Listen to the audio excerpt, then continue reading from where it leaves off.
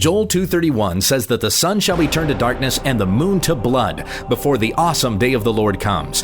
Best-selling author John Hagee has said that the latest tetrad, or series of 4 consecutive total lunar eclipses, is a sign of that very prophecy. God has said through Joel and St. Peter, listen, when this happens, it's unusual. He bases his teaching of 4 blood moons on the observation that during a lunar eclipse, the moon appears kind of red.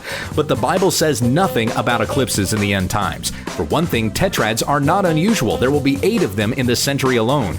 Hagee also likes to mention that these eclipses all occur on Jewish holidays, but that's also not unusual, since the Jewish calendar is based on phases of the moon. Anything lunar on any Jewish holiday has no prophetic significance.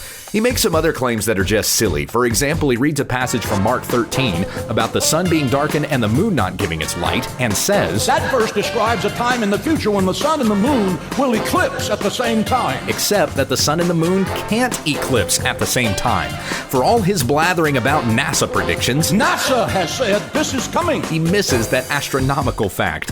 He also fails to realize that eclipses are events that only a small portion of the globe can witness. If anything, these should be evidences that Mark 13 is not talking about an eclipse. Understand, Christian, that the Bible says nothing about 4 blood moons or an eclipse being a sign of the day of the Lord. It's a false teaching when we understand the text.